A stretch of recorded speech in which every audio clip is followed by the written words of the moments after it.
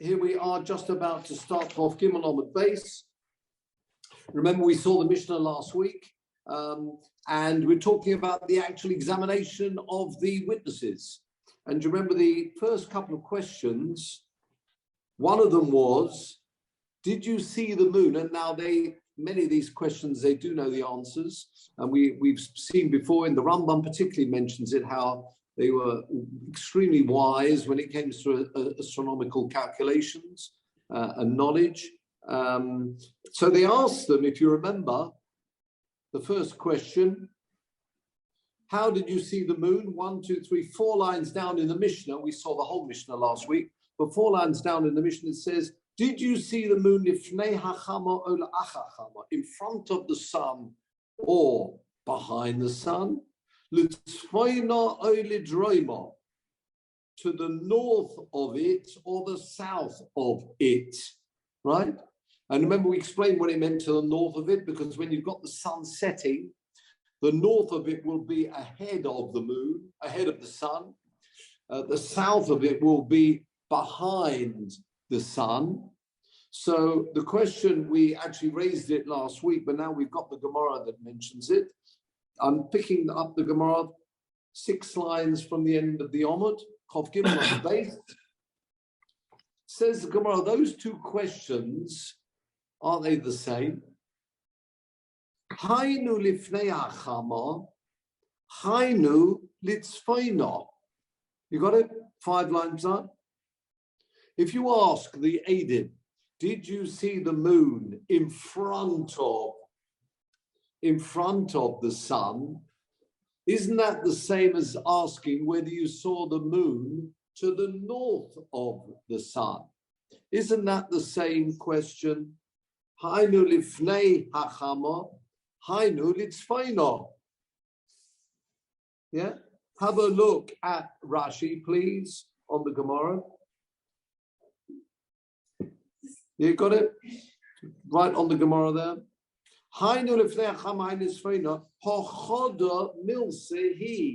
Isn't that one question, one matter? Could the Pirish Israel? We've explained that as we did last week in the Rashi on the Mishnah. In other words, the question that we're asking, did you see the moon in front of the sun, means it's further north of the sun. If you saw the moon behind the sun, it means it will be south of the sun. Same question. Answers the Gemara. Now, this is the point. We're now changing things around a little bit. Have you got it? Omer Abaya, 4 lines up. Omer Abaya. Pigimoso lifnei hachama ola achachama. One of the points we mentioned last week, but now we're putting it into this question. In other words, did you see the moon to the north, or so we think, the north or south? Yeah? Let's just look at the question again. Litzfoina olidroima means to the north or the south of the sun. Yeah? North or south of the sun. When we asked before, did you see it in front of this or behind?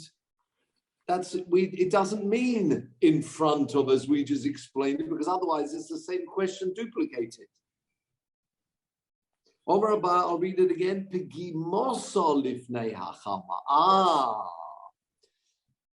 So the first question is, did you see the pegima in front of the moon, in front of the sun? Again, what is the pegima?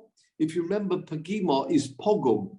It's in some way, it's the part of the moon that's missing, pogum. So obviously it's the same where you've got if you like, the horns of the moon. But the word pegima means the part that's missing. You've got a crescent moon, yeah? With a crescent moon, part of it you see, and a lot of it you don't see. So it's the concave. It's the concave side of the moon. What we see is the concave side. Then yes, quite right. is I think we mentioned this last week, the concave side of the moon. That's the point. When you say the pegima, what's missing, but in particular, we talk about the horns of the moon, the edges of the moon, the concave side of the moon. Pigimosa, was that in front of the sun, facing the sun? Ola achachamo, was it the other way around? The concave away from the sun, which means the crescent moon, which means the part of the moon that is visible and is bright, was that facing the sun or away from the sun? So there are two separate questions. The first question is, did you see the pegima, which means the concave side, which means the horns? Were those horns facing the sun or away from the sun? We know that it's going to be very close to the sun, right? And if you wait, it's just around sunset time. And that's where the moon is just passed, if you like, passed by the sun, and it's now on its way round. Yeah? So just at Rosh Chodesh time, it will be very close to the sun. So the first question we ask, did you see the concave side towards the sun or away from the sun? Then we ask the question, was it in front of the sun or behind the sun? You with me? So very good. So the two questions. Pigimoso lifnei hachamo means, so when we say lifnei, let's read this again, please. I'm going back to the Mishnah now, the way we've just learned this. Before we do that, let's look at the Rashi. Pigimoso lifnei hachamo. Remember, that's a concave part. Poine letzad hachamo. Is it facing the sun? Oy letzad acher, or is the pegima, the concave, the horns, is that away from the sun? Full stop. Stop there for a minute. Keep your finger on that Rashi. We'd now like to go back to the Mishnah and see if we can now understand the Mishnah. 4 lines down in the Mishnah. Kate Sadbro Isa Es Halavona. I'm redoing the Mishnah based on what we've just learned. How did you see the moon? Lifnei hachama, was the concave toward lifnei or la'achachama, or away from the sun? With me? Then we ask, litzfeina or ledroima, was it further north of the sun? That means away from the sun, or was the whole moon behind the sun, in front of the sun, or behind the sun? So they're two separate questions. Yeah, you with me? Which way was the concave part of the moon? And the second part, where was the moon? Was it in front of the sun or behind the sun? Okay, now go back to this Rashi. Im Omar, if the aide said it was lifnei hachama, the concave part towards the sun, lo Omar klum. Stop for a minute, go back to the Mishnah. Come down the Mishnah, come on, you go Im Omar lifnei hachama, beginning of the line of the Mishnah. Lo Omar klum. Those words, do you have those words in the Mishnah? If the aide said, I saw it with the concave part towards the sun, lo Omar klum, he said nothing. His edus does not count. Why not? Now go back to Rashi, please. And I'm jumping around. 3 lines up. Thank you. 3 lines up in the Rashi. Im Omar lifnei hachama lo Omar klum. If one of the witnesses said, I saw the moon with its concave part towards the sun, lo Omar klum. Obviously, he's made a mistake. hopefully not on purpose, but I mean, maybe you just got confused with various cloud formations. Why is that impossible? Says Rashi, 3 lines up. The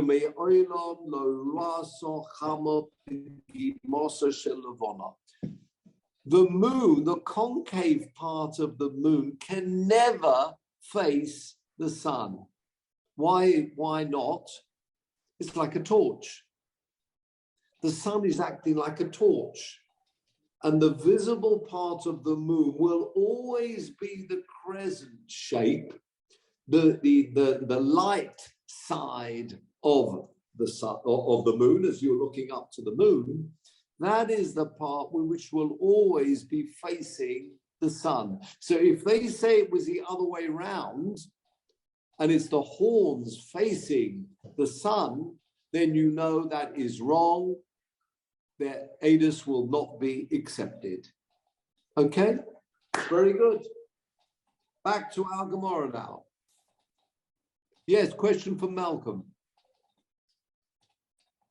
Is this, oh wait, sorry, it's sort of related to my question last time. This all is premised on the idea that you can see the sun as well. Therefore okay. There has to be. Yeah, you're quite right. It means you've got. It can't be at night. It has to be. It's just as I say, just around sunset, just before sunset. The sun is setting. But if in Israel, isn't it very quick? You know, the twilight. It is very quick. In England, there's a long twilight, but in Israel, it's like the twilight's long, but the setting of the sun, it's true. It will just be setting, and you'll see the moon. The thin crescent moon will be very close to the sun. Yeah? So the question is, which way, when you saw the crescent, was the crescent, the lit side, the part which is the light, was that towards the sun or away from the sun? And the answer is, it's got to be towards the sun. So what you'll find the sun is setting, and you'll find the moon following it. In most instances, the moon will be following it. And the side of the crescent that you will see will be towards the sun. Even though the sun is setting, that doesn't matter. Yeah. If it's sort of obviously not correct, so why is that a good test? I mean, it's like this question in the apparently it says in the Ukrainian in the Home Office questionnaire, it says, "Are you a war criminal?" Tick here or something like that. I mean, it's a bit like, you know, if you're going to ask a question, there should be the person will know what sounds right. I mean, okay, let me ask you, gentlemen, before we learned this Gemara the past couple of weeks, and I thought I would have asked you, does the crescent moon face the sun or away from the sun? What would you have said? Not everybody is that way. It's true. It's true. You're quite right. Those people versed in astronomy, or actually just with their eyes open, would have noticed that the crescent moon is always actually facing the sun. True, but it's a good question to ask. Yeah, because if they get that wrong, then they're out. It's true. Anybody trying to fool the Beis Din, you would have thought they would have been told, whatever you do, say it's the crescent moon facing that. That's true. So yeah, absolutely. And therefore that question, anybody who knows a little bit of astronomy will know what to answer. True, but they will watch out for that. That's only one of the questions. But those people who aren't that well versed and get that wrong, they're out. They may not be doing it, you know, intentionally to try and fool anybody, but they may confuse themselves. And thought, actually, I thought I saw the moon the other way around. I go, wow. Now that you mention it, in which case they'll say, you know, that can't happen. And they'll say, fine, I must have been fooled by some, you know, a cloud looking like that. There I was, you know, at the beach of the Tanya or somewhere, and watching the sun setting, beautiful sight. I saw the moon, well, it must have been a cloud on top. That's it, yeah. Okay, thanks. Okay, so that's... Can I ask on a similar line? Is it completely clear that Rashi was totally clear that the light of the moon is just reflected from the sun? Because if so, why doesn't Rashi just say so? I wonder, did people all really know that in those days?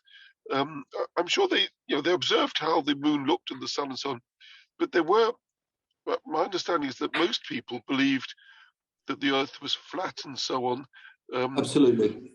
So why doesn't, first of all, why doesn't Rashi just say the light of the moon comes from the sun, so obviously it's going to be facing that way? Because that's mentioned in so many other places. You're quite right. The majority of people did think it was flat, but not people well versed in the Gemara. And Rashi, Ibn Ezra, you'll find that they in fact, there's a book also, bit of noise here. Ayoshev al Chug Ha'oretz already talks about the earth being circular, the orb of the earth. Rashi, the Rambam, the Rishonim, they were very clear that it was round, and the way the movement of the sun and the moon, that was very clear. You're right. I'm not saying the rest of the people were familiar with that. Rashi has told that in other places. Here he's just asking, what were the questions that the Beis Din were asking? It was based very much on the moon being a reflection. That you'll find that constantly in the beginning of Bereshis. You'll find that with the Rashis, they're saying exactly that point, that the moon doesn't have its own light and his own amir, when I say a reflection of the sun. So that was well known by the Talmud Chachomim, well known in the Gemara. These astronomical facts well known to them. In fact, they're detailed. We spoke about this once before, which is an incredible. The number of stars in the universe is mentioned in one Gemara. Remember, you got Halley's Comet mentioned in another Gemara, where they thought were going to get fooled by a Halley's Comet, where the Chachomim didn't. They knew they said every 80, so many years you're going to be seeing. So and the Rambam mentions that the Chachomim of the Beis Din had to be well versed in astronomy, because they've got to know. Remember, we spoke about this last week. Remember this wonderful shot from Reb Chaim, actually, who asked that they remember A has to equal C and B equaling C. In other words, they knew what the answers would be, and they're checking on the Eidim. Not that the Eidim mechavnim zeh, not that they should say the same things, because A just saying the same as B doesn't prove they're correct. They both might be wrong. You've got to have A being correct with what actually is the correct answer astronomically. So, in answer to your question, yes, they were very. You're talking about Rashi, but going back, we're talking about the Chachomim. We're talking about the time of the Mishnayos. We're talking about the time they were checking the Eidim. They were well versed in astronomy, and amazingly, in those days, they were familiar with the astronomy that we are, familiar with today. And you'll find that no flat Earth. Also the way that the Earth was traveling, the moon, circling the Earth. It was, it is quite amazing how much knowledge they had on this. And particularly the Rambam mentions that point, that they must be well versed in astronomy to act as dayanim on this particular area. So yes, so Rashi is only telling you the question, but it's based on, he doesn't mention that here, mention that elsewhere, that of course the moon is just a mere reflection of the sun. Okay, back now to our Gemara. Imam al-Ifnei Chamalo Omaklum, 3 lines up. Yeah, Chof Gimel Omad base. Let's just see. Yep. No Omaklum, 3 lines up. Do Omar Rabbi Yochanan. Well, they bring a posuk for this, a drasha in this posuk. People may be familiar with this. Well, certainly the second half of this posuk.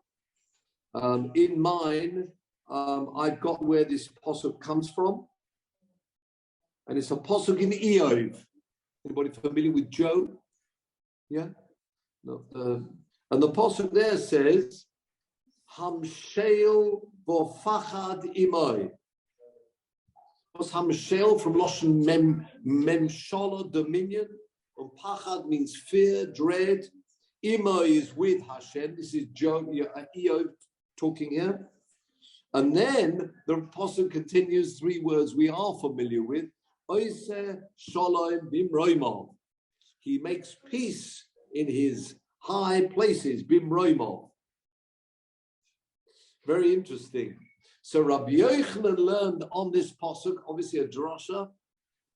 Me'olam lo ruaso chama pigimosa shelavona. Now, of course, as you just mentioned, Benji, I mean, as it's a reflection, the moon will never see the concave parts will not face the sun. But a wonderful drasha here. La'olam, again, 2 lines up. Me'olam l'ruaso chama pigimosa shelavona. Number 1, the sun never sees the concave parts of the moon. And then there's a further piece, velo pegimoso shel keshes. And of course, if you note a rainbow, as we're looking up, we've always got the sun. And you'll never find, well, as we know, of course, the rainbow is always, the concave part is facing the earth, not the other way around. And the idea is that the pagima, that's missing, the missing part of the moon and the missing part of the keshes is never seen by the sun. Now, you quite rightly mentioned before, of course, it's because it's a reflection, but there's another powerful message here. The pigimosa shel lavona, if you remember, originally created similar, both giving off their own light until the light of the moon was turned off. Only one leader, and that's the sun. If the sun would face the concave part, it would be facing that part of the moon which is not lit. And in some way, amazing lesson for us, it's embarrassing. Yes, of course, we're talking about the sun and the moon, inanimate objects. But nevertheless, the message is the sun would then be facing part of the moon that's not there, getting across the message that I, the sun, more powerful than you, I have my own light. And therefore, if the concave part was facing the sun, the message would be that the sun telling the moon, as it were, of course, that's a message for us, that I'm more powerful than you, I have light and you don't. And for that reason, last line of the Gemara, the chol shod da'ato, it would like weaken the das or embarrass the moon, and that's a lesson for us clearly, that by shining on top of the concave part, and the concave part still remaining black, it will be telling the moon, I am stronger than you, and if you like, cholash da'ato, upsetting the moon. And as I say, the message for us, so clearly don't try and upset people by pushing it down their throats, as it were. You know, for someone who's lost their business and someone who's doing sadly very badly, you don't really want to park your Rolls Royce in front of his house. Yeah, it's that idea is what we're talking about here. You know, when you know for sure the person's just, you know, the business really gone, and you know that, you really don't want to ask him, how's business? If you're there to help him in some way, but don't say something which will directly upset the other individual, and the same message here. Yes, it is a reflection, so clearly it's the crescent, the lit side will be facing the sun, but if it were to be the other side, it would always be like a message coming across. I have my light and you don't have your light. So that's what we're talking about. That's the Ose Shalom Bim Roimov, peace in the high places. And also you've got this idea of when you talk about the rainbow also, which way round is it? As we know, of course, the concave part is towards the earth. Why is that? Okay.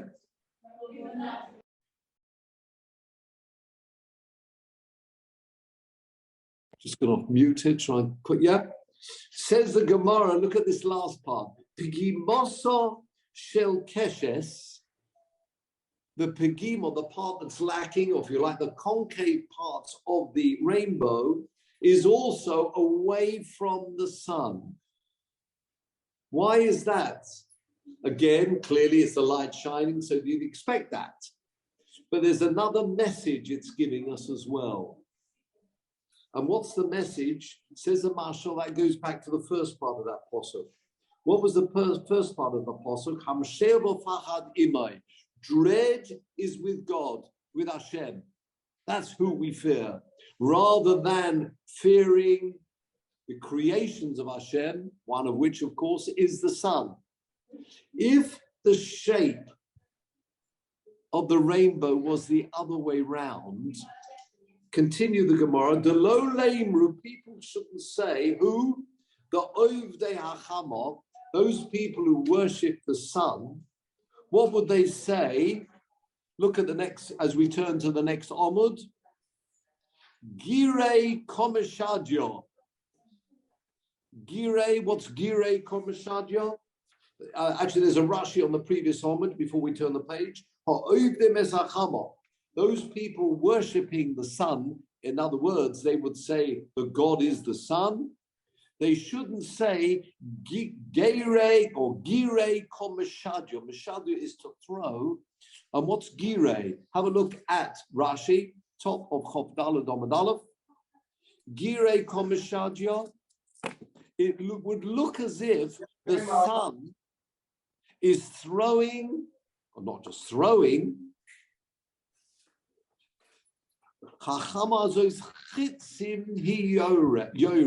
shooting arrows. It would look like a bow with the sun as the archer. It would look as if the sun, and with a bow, the sun is the archer shooting down, as it were, arrows. In other words, holding the bow towards the earth. Have a look at the Rashi again. It's shooting arrows. You've got the bow towards the earth, as if to show the mighty sun. It would be, as I say, shooting arrows. But Kofrin, those people who deny the power of the sun, someone who is obviously an archer, the pegima, the concave part, of course, an archer will have the concave part towards himself as he shoots the arrows. It would look as if the sun is in that position with the capability of shooting arrows against those people who don't believe that the sun is the God. So in order to remove that, we have the keshes the other way. That another, as we, of course, the main reason, of course, is the light, which is coming from the sun. Of course, again, the lit side of the, this time we're talking about the rainbow, would be towards the sun. But there's a very powerful message coming across as well, and that's the view of Rabbi Yochanan, explaining that in that posuk, in those two parts of the posuk, so that posuk, both parts are talking about a concave shape. The first part talking about the rainbow, Hamashel Fachad Imo with Hashem, not with the sun. Don't worship the sun. And otherwise it would give that impression as if the sun is like as an archer with the bow towards the earth against those people who deny that the sun is the sun god.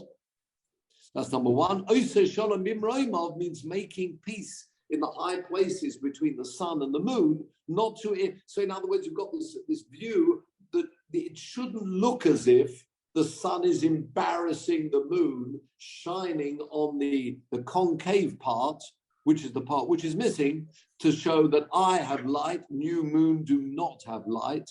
And of course, again, messages for us, again, that don't try and bear in mind and really not mention things, show things when you know for sure it will only be embarrassing the other individual. Bear that in mind. So that's a very powerful message there. So that all answers up. Yes, Malcolm.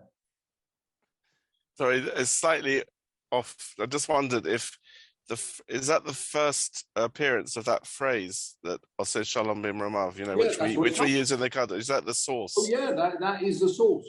Oseh Shalom Bimromav. Yeah. And then it got combined with the rest at later points. Inverted commas. May he make peace for us here as well. Everyone on earth as well. Yeah. And that the message is very powerful now, that there's peace above, and the shapes ensure, if you like, that the message, there shouldn't be any embarrassment between even the sun and the moon in that way. That's clearly, I say, the lesson we're learning. Similarly, let's try and do the same things down here. Oseh Shalom Bimroimov, and we should try and follow the same way, or asking Hashem to cause peace down here. And of course, we have to do our bit as well. It's no good just saying, Yaseh Shalom Oleinu when we're going up there, arguing with every Tom, Dick, and Yankel. That's not the idea. But yeah, we are asking Hashem there should be peace in the world, as I say, obviously between countries too, and how relevant that is today. Indeed. So Oseh Shalom Bimroimov, we Yaseh Shalom Oleinu, we Al Kol Yisrael, and then we say Bimroimov. Yes, but that is the source. Okay, on we go, gentlemen. A little bit further. There is the next statement. Kama hoyo govoya la'ayin hoyo noted. Remember, how high was it?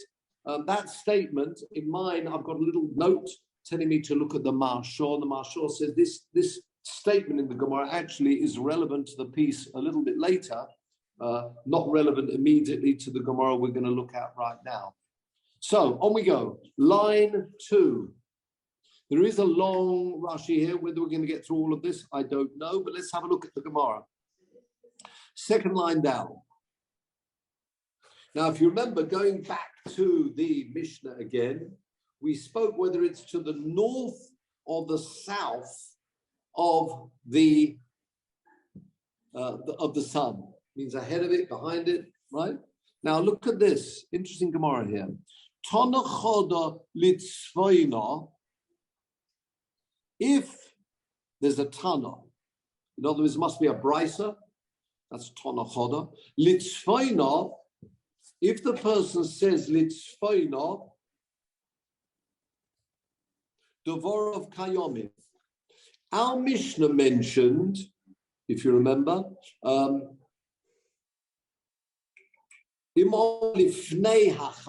what our Mishnah mentioned, and we explain that now to mean the concave part, if that was towards the sun.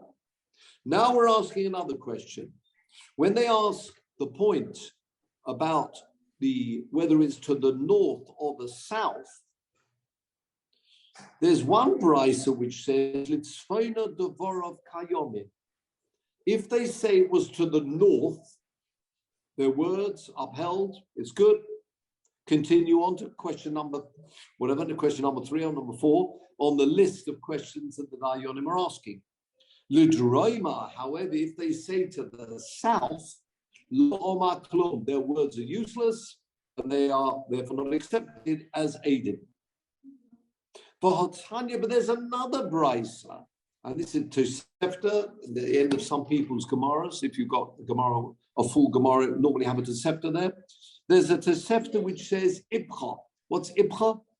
The word V'nafoichu, remember we had that in the Megillah? The opposite. Yeah, Lehepach, opposite. There's another brisa who said exactly the opposite of what we've just learned, which is what?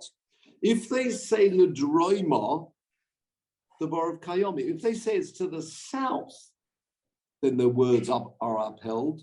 But if they say to the north, that's no good. So we've got contradictory brises here. Says the Gemara, Lo Kasha. They're talking about different times of the year.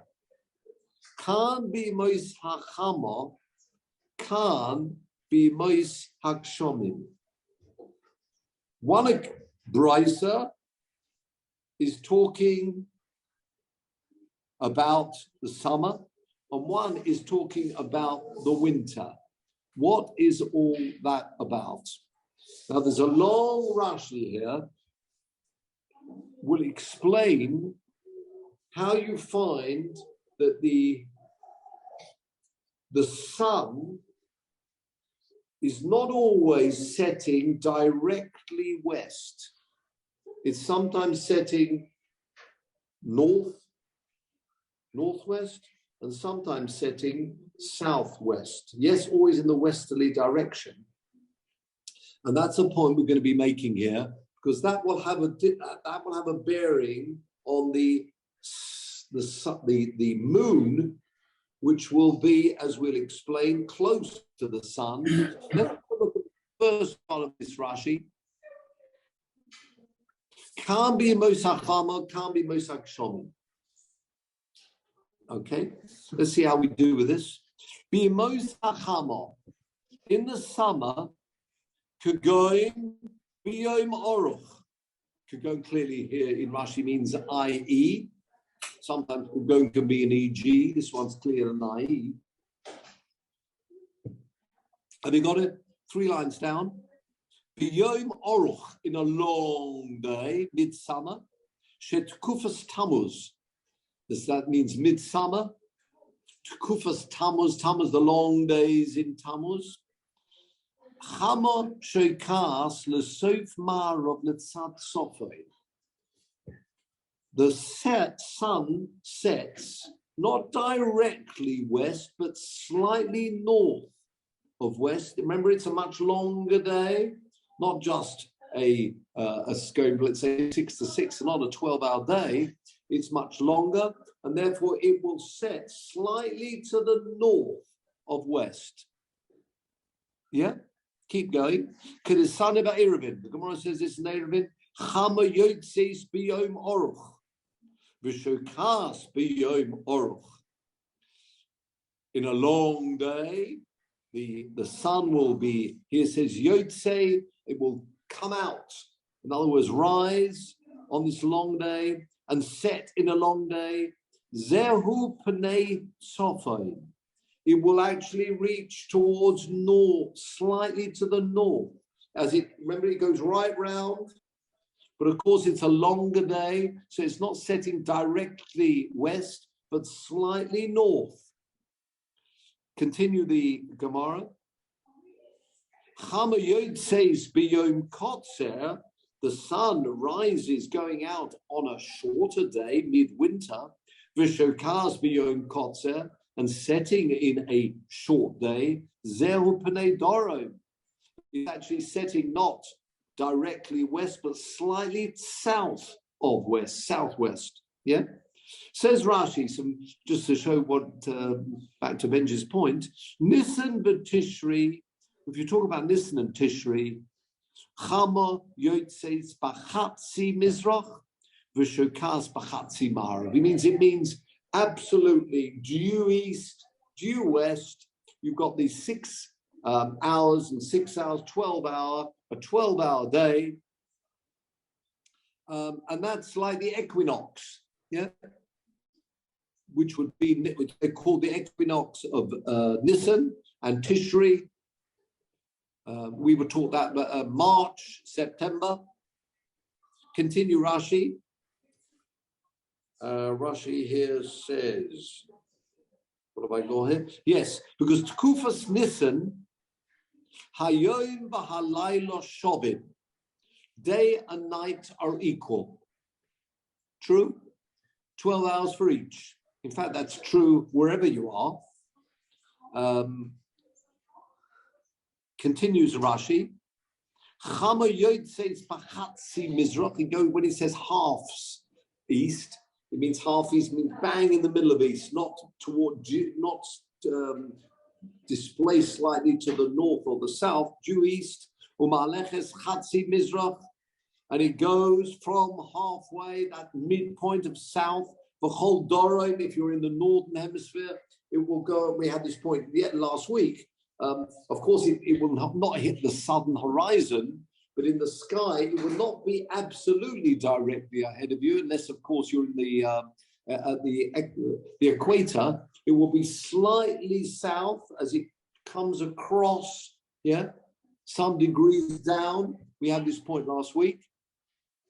The whole Dorim, right across the southern, not the southern horizon, but across south, going from east to south, high up, but still across, facing south now. V'chatzi ma'arav, until it goes across to midpoint of the west. V'shokas, and that's where it will set. U'balaylo soveves lamalo, in my Rashi, that's the first word of the line, I don't know what print you've got. Hopefully Lilo is the beginning of Lamalo. And at night, it goes round. Here it says Lamalo, above. It means the other side of the earth. Mina Kippah. From there you are again. There you see, Benji, a point about the Kippah, meaning the orb of the earth. Globe. The globe, thank you. Yes.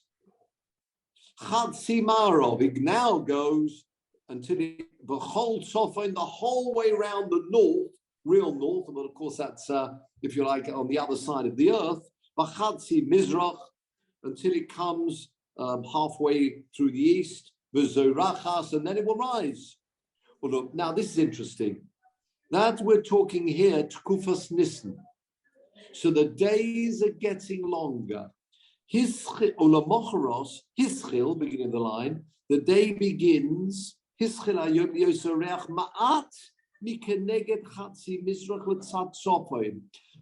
slightly, as we're approaching summer, the sun will now rise slightly to the north of due east. It will now, because the day is longer than the night, so what happens? It actually sets slightly to the north of east. L'tzad Sofi. V'chein kol yom b'yom nimsheches. I've got the word nimsheches here in my Rashi. It will extend ma'at slightly, bein bizricha, bein b'shkia, whether you're talking about rising or setting. Uk'shemagia yom tekufas Tammuz. When you get to Tekufas Tammuz, what is that? That's midsummer. He's Arachas Bekeren Mizrochis Tzofonis. That's as north as you can get as far as the sun's concerned.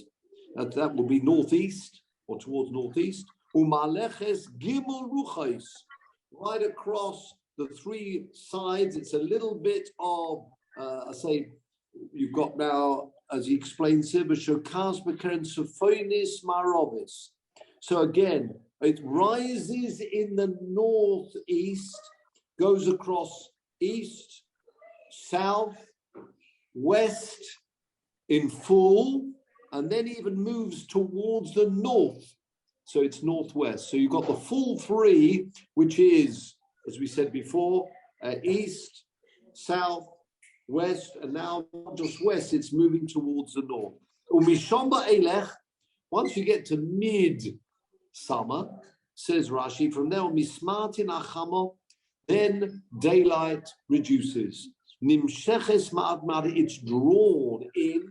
little by little, Bizri Choso Ubishkiosa, rising or setting, that Sadoro, now it's moving more towards the south. By the time you get to the equinox in Tishri, September, again, it now will have hit the midpoint, due east, setting due west. And again, day and night are equal 12 hours each. It still moves now because we're moving towards winter. Towards the south. So in other words, it will not rise any more due east, but somewhat towards the south. Ad de Tukufas Tavis until you get to mid-winter. Yeah? In fact, it will not rise any more directly east. It will be more southeast. In other words, you've got the sun only covering a small portion of the sky. The day is at its shortest point. Of course, that's more marked as you move for the north, much more from Eretz Yisrael. If you're moving from England going up to Scotland, of course, that's much more marked. Okay, and now it's set in winter time in Doromis Marabos, which is southwest. And then it starts moving again, moving towards north again as you're moving from winter again to summer. First, of course, you get to the springtime and then to summer. Litzad Sofay is what I've got here in the beginning of my Rashi. Mat, Vishakas, Vachain Tomid, Ad Tkuvas Nisan, until you get to Tkuvas Nisan, which is springtime. Sheyotzit Bachatzi Mizras, Vishakas Bachatzi Marv, again at the midpoint. Nimtzeis, this is the crucial point. It's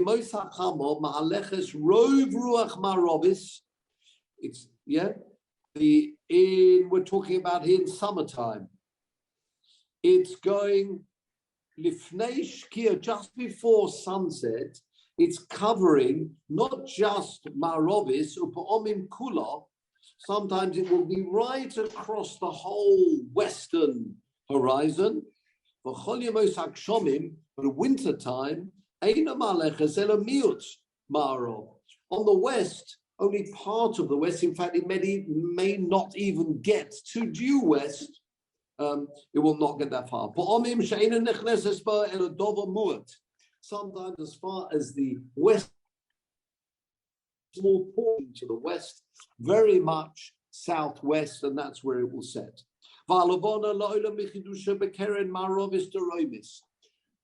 Normally, you'll find this the moon at Bekeren Marovis Deroimis. What's Marovis Deroimis? Marovis Deroimis means where it's setting. It will be Marovis Deroimis means southwest. Hilkoch, therefore, be Mosag Shomim, winter time. Sheina Chamonich Neses Lamarav, he doesn't enter very much into the western side. It's very much southwest. Elo Bishkiosa, only when you get towards sunset. Halavona Kudemis L'Soichamarav, the moon in that occasion will be there. It could be just above the sun. It will be moving very close, if not further distanced from the sun. At the time of sunset. So therefore you'll find that the moon is to the north of the sun, but in the summertime, where the sun is well into the west, in fact it's beyond west, it's even northwest, it'll be way ahead of the moon. In those many of those months, so in a word, Rashi is telling us here that in summertime you'd expect the distance, if you're talking about the sun and the moon, to be further south, yeah. Whereas in wintertime you'd expect the sun to be slightly distanced from the moon, and the moon slightly ahead, if you like, as they're progressing on towards the sunset. There's a Meiri. I'll just close with this and then to show you something else, Peter, if you don't mind. I'll need you in a moment to look at some psukim for us. The Meiri says very simply that when it says here that Sophoin and Ladorim, it means whether the actual moon is beyond the direct west. So again, remember, we spoke about west, and that's normally where the sun will be setting, the moon will be setting in the west.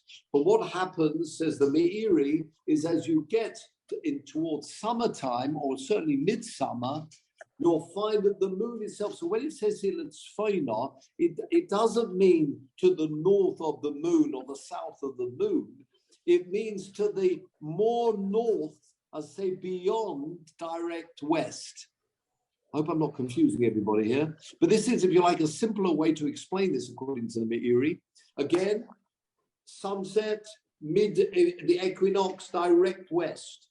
Once you start moving and you're moving towards the summer, everything will be setting slightly to the north of the direct west. In the winter, it will be setting slightly to the south of the westerly point, because the days are shorter and the moon and the sun will both be setting slightly to the south. So that's a way also of interpreting these two brises. So there's no difference between the two.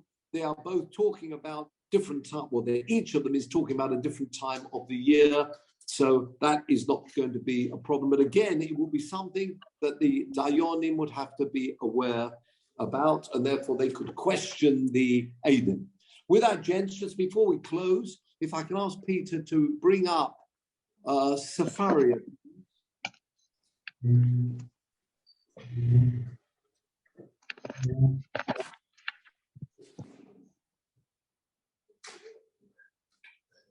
And if you go to Tanakh,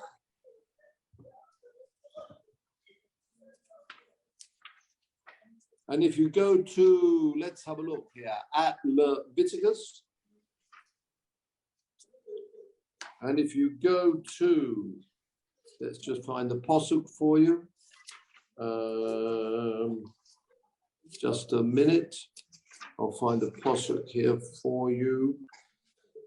I think we want 14,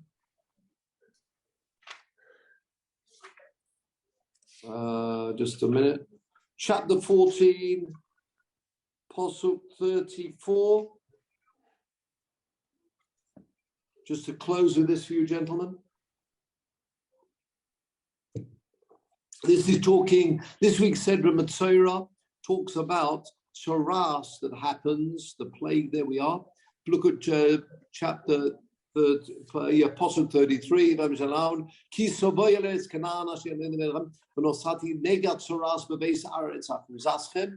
if there's the plague on a house that you possess, remember, the plague will be depending on the color on the walls, etc.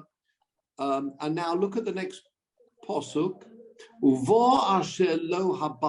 This is talking about, as a Taras, not on the body, not on clothes, but on houses. Famous pasuk, Kenega Niro Li Aboyis, which means somebody comes and tells the Kohen, Kenega, like a plague, like a nega, Niro Li Baboyis, and then the Kohen, next pasuk, the Kohen tells him, V'tziva HaKohen, and he tells him to remove everything.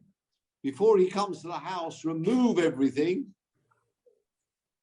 And why is that? You compress there on that pasuk. You compress commentary to Rashi on that pasuk. Look at the very first Rashi there. For as long as the Kohen hasn't come, he hasn't been involved, the tumah does not apply. So it's not like as I say, an illness where you say, once a person's unwell, they're unwell. It's not considered Saras until the Kohen has announced it is. Okay, go back to the previous passage, please. 35. Uvo ashelo habayis vehigid la ke'en lema ke-nega. What means something like a plague? Why doesn't someone come to the Kohen and say, look, there's a nega there, and sadly, and then the Kohen will pronounce that it's Tomei. Look at this Rashi, please. Well, you can press the Aleph first on top. You'll have it in Hebrew first, and then we'll have a look in English. She'afiluhu chacham, even if he's a wise, learned person, he knows it's a nega. He knows it's Saras. He's learned the Masechta called Nagoim. Lo yifsoik dovo boro. A person should not paskin something with certainty to say nega nirali ela kenega. What does that mean? You can now press the A button, please, and we'll have that in English for us. Even if he, the owner of the house, is learned man and knows for sure that you should not decide the matter with certainty, why not? It's a Mishnah in Nagoim 12:5. Why shouldn't he, if he is a Talmud Chacham, he knows, in fact, it's interesting, he's got to bring a Kohen in, and the Kohen has to make the pronouncement.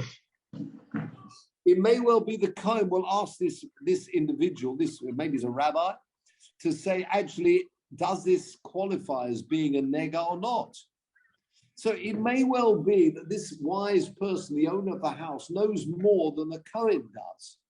Why does he have to say something like a nega has shown itself to be in the house? What does Rashi mean? Why should he not decide with certainty? He may be the rabbi to whom the Kohen will turn. Have a look, please. Go back to commentary. And let's have a look first at the Mizrahi. Come down, please. I'd like to look at two people here. Mizrahi. But before you do, go up to search. Search. There you are. Put the word Mizrahi in there. Right on top where it says search. No. It's there. Yeah. Put Mizrahi in there. M-I-Z-R. There we are. Now click on the first one there. Go down. That one. Who is this Mizrahi? There we are on the side, on right-hand side, please. That's fine. I think people can read that. Exhaustive, super commentary by, there we are, Rabbi Yoel Mizrahi. Died around 1525. That very early. Well, early. I'm talking in the on the Achronim, on Rashi's commentary. The word shows sources. Now counted in Zohar as one of the most important comments on the Torah. It's written arguments of the later comments, the Ramban. In other words, he does, but an incredible, he is probably the first of the main super commentaries on Rashi. Now, if we can go back, Peter, drive you mad, to that commentary, go back again, can you? I think you'll have to go back. On top, you go back. Oh, there. Oh, no, probably on that. No, you could have gone on top. Okay, fair enough. 15, wasn't it? No, 14, you're right. 1435. Keep going down. 35, thank you. 35, there we are. Now we go to commentary. Now we go to Mizrahi down the, thank you. There we are. Let's have a look at this. This is the super commentary that Rabbi Yoel Mizrahi explaining what Rashi means. What does Rashi mean? Why should he not declare this positively if he knows what the answer is? Beautiful. Sorry, I think it's the next one we want. No. Go up to where it says Mizrahi. Go up to commentary. I'm surprised. Going down. Go to Mizrahi again. No. Up. Go to Mizrahi again. Press Mizrahi.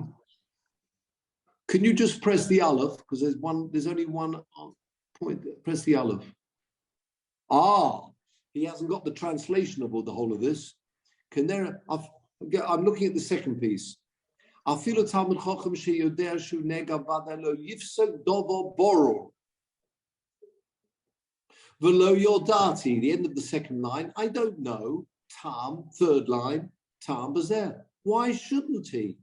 Dema, what difference is it if he says kenega or nega nirali bagoyis? It's all very well if it was dependent on the kohen. It's not. You have to know the halachas. Now, follow this down. Go right.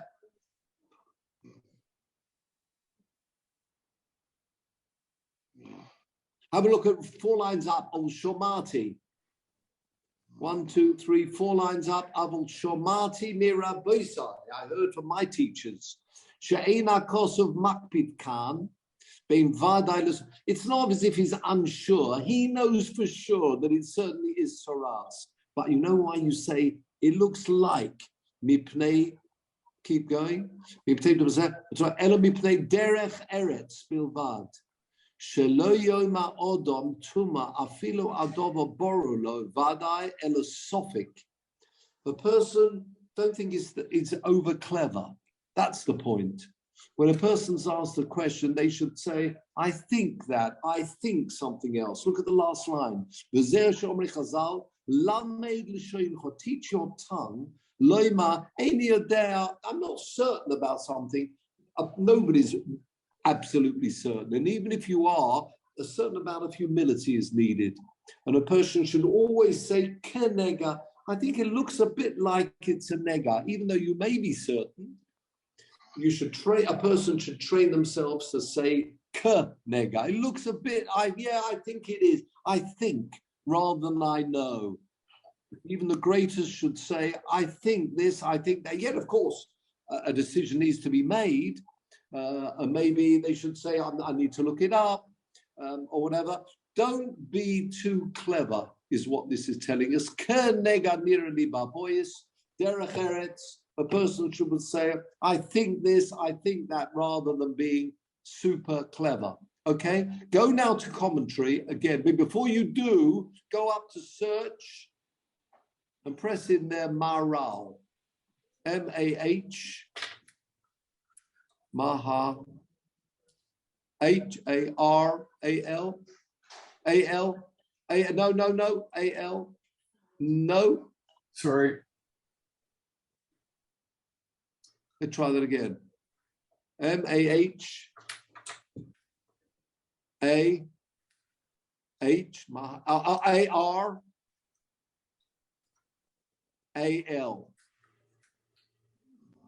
There we go. First one. This is just to explain who the Maharal is. There we are. The Maharal. People know Yehuda Leib Ben Betzalel, Bilev. The Maharal, Bohemian. Nothing to do with the Rhapsody. Bohemian rabbi, mystically inclined philosopher, numerous philosophical works. There we are. On the side, you've got his date, died 1609. In close relationship with you. That's very interesting. He had a close relationship with a famous astronomer. Amongst his students were Reb Yontov Lippman Heller, the Tosfos Yontov, all those Hellers, so many of them. All the descendants of that Heller, and interesting, the historian of Tzemach David. Okay, so now go to Peter, go to the top left, and I think you can just go back higher, there. What happens if you do that? Yes, we've got the Mizrahi this time. Let's go up to commentary and go for this time the Maharal. Or the Gur Aryeh. If there is a Gur Aryeh. There it is. Gur Aryeh. Up. That is the Maharal. Shalfilu Chocham Gomor Einatam. Why does he have to say K nega? The Vada Avol, 2 lines up. Tam Hadova. Why does he have to say? This is a fascinating answer. Dove Shekorim Lo Yika. Wow. Don't say, keep away from falsehoods. Why is it false? He's a Talmud Chacham. He knows it is Taras. Why? To have kol zman shlo nizkak lo hakohen lav negahu. Until the kohen gets involved, even though it's got all the signs of taras, it's not classified as taras until the kohen pronounces it's taras. You with me? It may well be that that kohen has to turn to the rabbi to ask his opinion.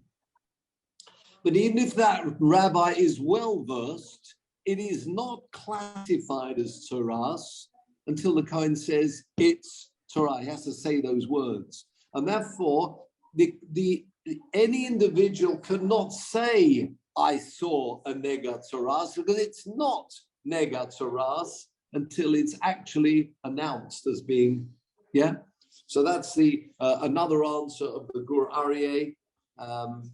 So a couple of answers for you about this kenega, always. There's one other answer I did want to mention to you. This is the last one, Peter. If you go back to Safari in the top left-hand corner, text, go to text, no text, come down. No, in the left-hand corner, down, text. Go for that. Go for Mishnah. Up, Mishnah. Drop down. We're dropping down quite a long way here to that Mishnah that it comes from. There we are. A bit more. Further south. A bit more. Keep going. A lot of noise here. Further down. Here we are. Negoim. There we are. Negaim. And I think we said it was chapter 12. So let's go for chapter 12, Mishnah number 5. And that actually is exactly what we've seen in Rashi. Ketzad, what happens about looking into houses? Remember, there's your kenega. Please press that whole area, and you'll get up them before. No, go onto the text. Drop down slightly. Oh, there we are. Go to commentary. Commentary on the side.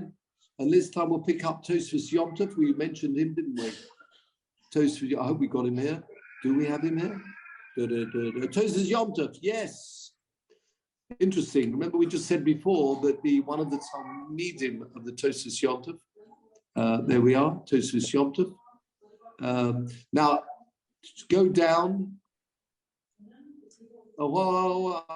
Maybe not. No, sorry, the other way. The other way. There we are.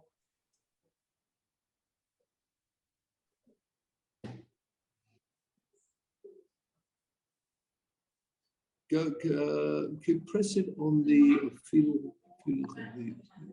press on the Aleph, please. Let's see if it comes out slightly differently.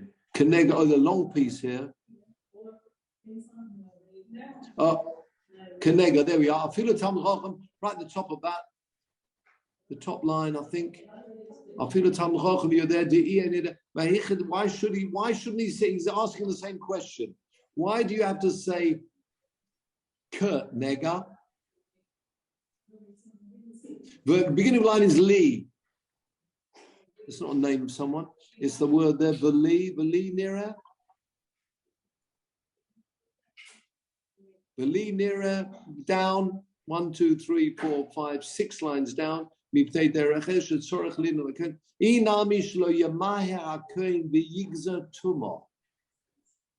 got another reason here. Try to say something positive. It's true. He knows for sure this is going to be negatzaras. And once the Kohen's pronounce it, yes, it's negatzaras. But try and say something positive. That's what he's saying here. Keep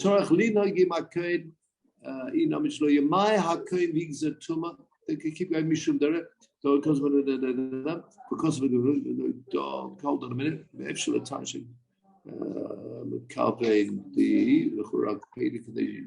Oh, here we are.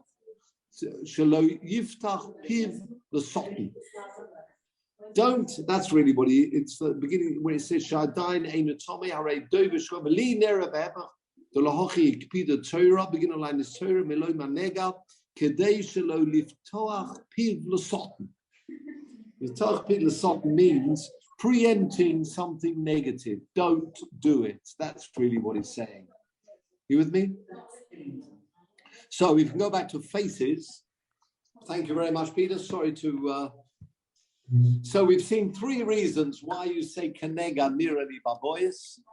Either kenega, the reason we saw from the Mizrahi was, what was the first reason we saw? The second reason, that's the Mizrahi. Remember, that was the Gur Aryeh, was because it's not Soras until it's been pronounced. The first reason was Derech Eretz, that was we saw in the Mizrahi. The second one was the Maral. The first was always say, I think, rather than I know. Try and have a little bit of humility is always a great thing. And that's Kurt Nega. And the last answer we saw was the Tosfos Yom Tov Lippman Heller. His spiritual, where he says Al Yiftach Piv L'Sotn, which means you don't preempt anything negative. And even though he knows full well it's a nega, you say Nega. You know, it'd be bad enough when it actually is going to be pronounced by the Kohen shortly, but at the moment, just say Nega. It looks a bit like a nega. I'm almost like hoping it's not going to be. He knows for sure it is, but never. Well, try and avoid saying things that are negative. Just say Nega. That's always a better way to go. And as we said before, remember we've seen this example when we learn Psochim. Rather than say that something's not Tahar, then it's Tomei. Something's not quite right, then absolutely wrong. It's always good to be positive about things. You're not quite right when someone asks a question. I think rather than a load of rubbish. Try and be positive. Which is always a good thing. So I say worth remembering that on this week's Sedra. Ken nega lirali baboyis, various interpretations we've seen, and therefore look forward. Are we okay for next week, gentlemen? Or are people traveling, over busy next week? A day or two before Yom Tov. No, we're okay for next week. Very good. So look forward, Peter. And thank you very much.